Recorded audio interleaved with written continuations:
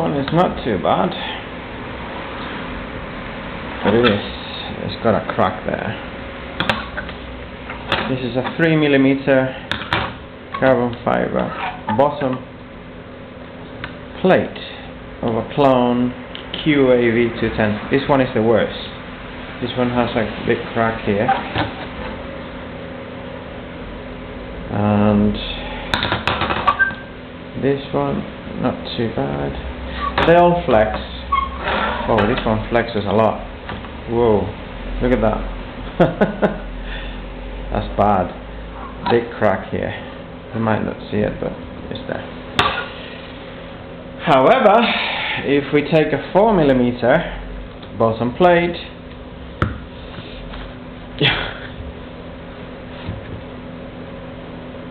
you can bend it a little bit, but you're gonna struggle. Anyway, this is much stronger. I can't cause something very obvious in terms of flexing. It's hard with the camera and antennas to do, but I can feel it by hand. This is a lot more rigid, so the handling is better because you don't have the motors pulling the frame, pulling the arms up and down, so that's going to affect your flying abilities on the frame. So this one is going to be retired. This is the plate that I've removed. As you can see on this new plate, I have made the arms slimmer or narrower, and you can see the difference. It's quite a difference.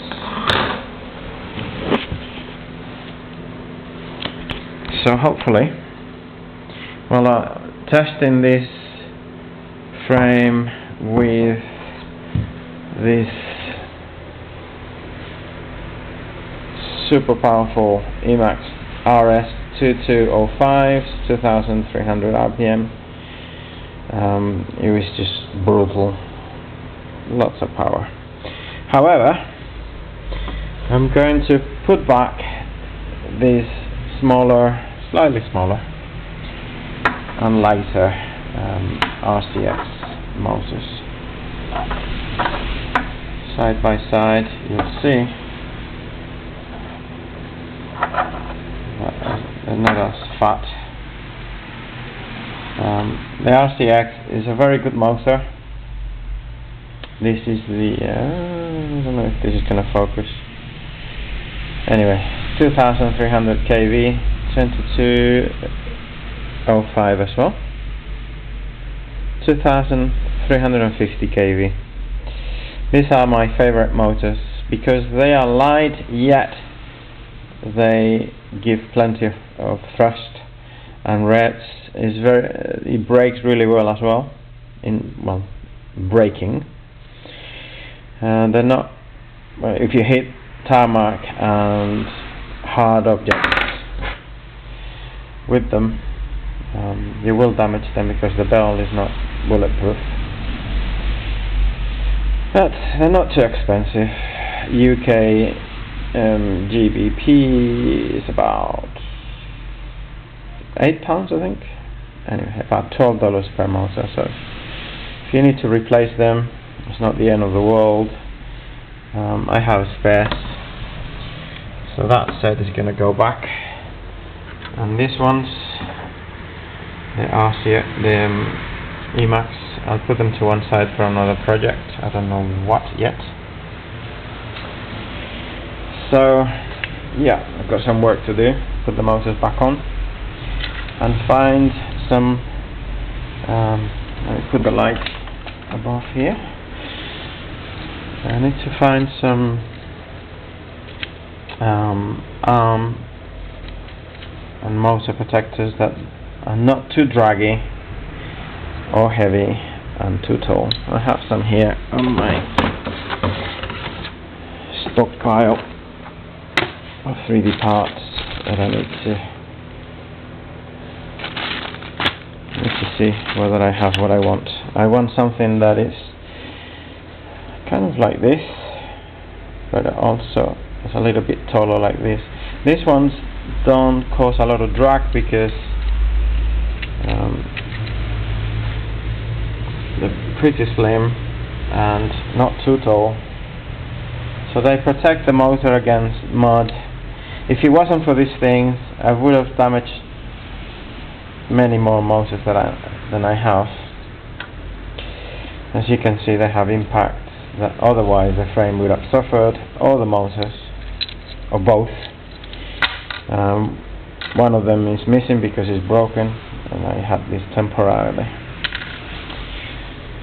So this is where I'm at, and I have, just 1 second,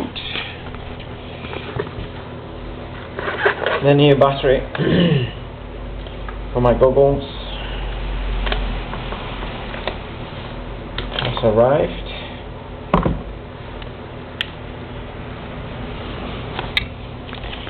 This is the Fat Shark goggle battery. I like it because it has a silicone wire that is very nice and flexible. That's the battery level indicator.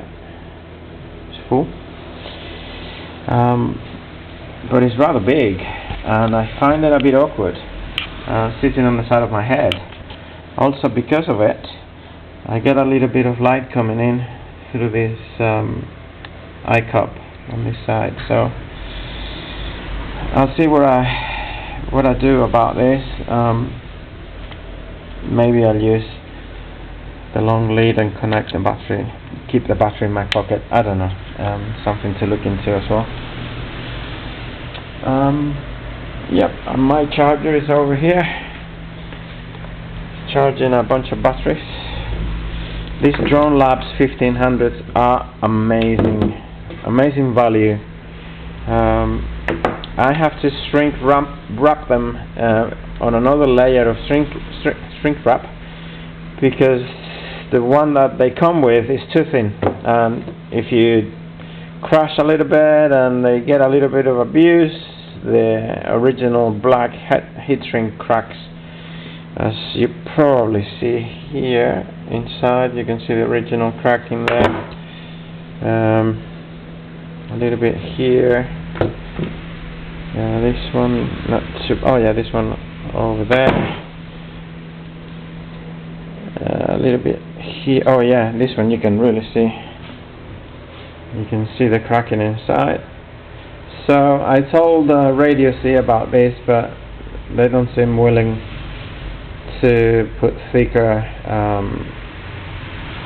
heat shrink. Their argument being cost, which anyway, I won't comment on that, because to me it's a rather poor excuse, but never mind. They're still good batteries, very good for the money. This is number one, the first one I bought. I have abused it a lot, still going. This one I crashed big time, and it got misshaped. The elements, as you can see, are all over the place, but it's still going. I put new heat shrink on it, and this is the battery I was using yesterday on the previous video on my channel, when I was actually flying this powerful red bottom motors. So that'll give you an idea of how much abuse these batteries can take. This one got fully discharged. I mean, the quad was left hanging on a tree for best part of maybe 2 hours.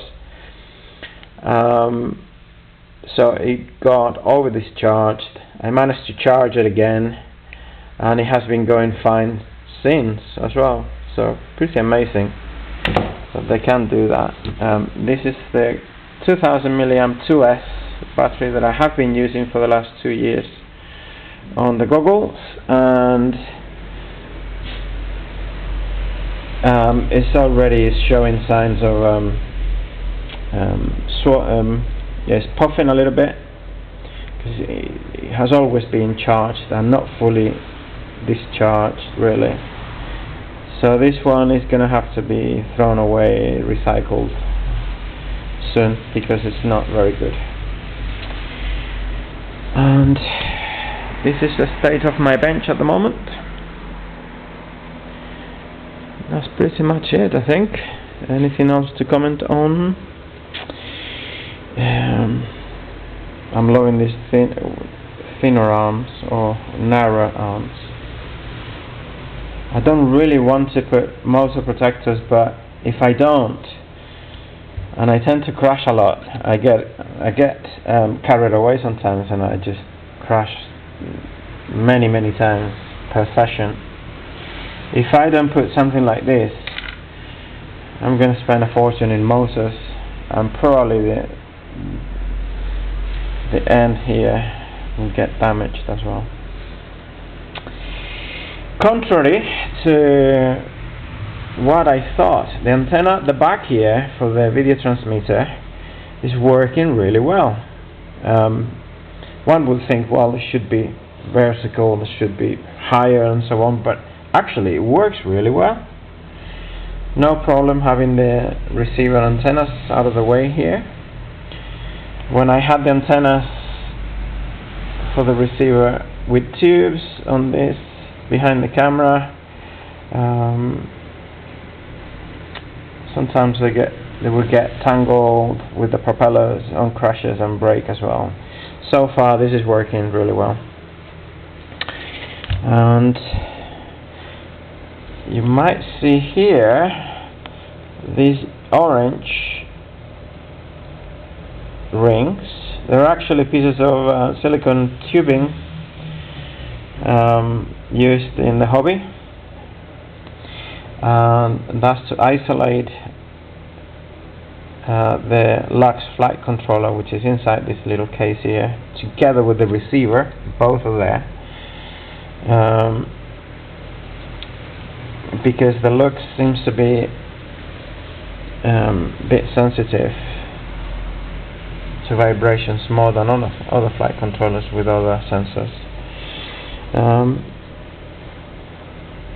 But I've only had problems with these motors, with this flight controller. With the others, no problem.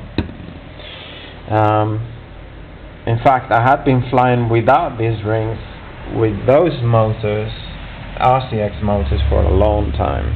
No problems, no twitches. These motors, for some reason, upset the flight controller. Little monsters, I mean, the size of those magnets. I like them, but they're a little bit heavier, and I need a quad that is lighter and nimble. And I can't wait for the day where we can do away with big cameras like this. 100 grams of dead weight in there. But we need the camera. If you want to get good footage and do cool videos, you need good video quality.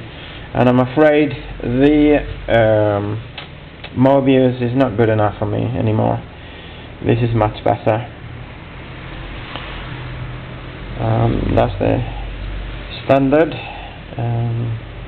FPV camera, the one that most of us use, the HS1177 from Surveil Zone. Superb camera. Oh, on this frame I forgot to say, I've put thicker spacers, not at the front, because I didn't have 6, I had 5, so I put standard at the front and 2 sets of thicker ones at the back, because it's where the battery is and they take more punishment. The previous ones on the other plate, you might be able to tell they're a little bit squashed here, and these ones are the second set I put. So hopefully the thicker ones will take more the punishment, will be able to withstand the stresses. Yeah, so that's oh yeah, this is the LC filter at the back with an extra capacitor on the inside. By that I mean on the feed sides, from where the power comes into it. That's the video transmitter at the bottom, the antenna and the VTX are held in place by 2 zip ties. You can't see them at the top. Oh yeah, you can see one there. And this is really working well. I mean, you can crash this thing silly and neither the antenna cable or the VTX move, which is great. These are the XM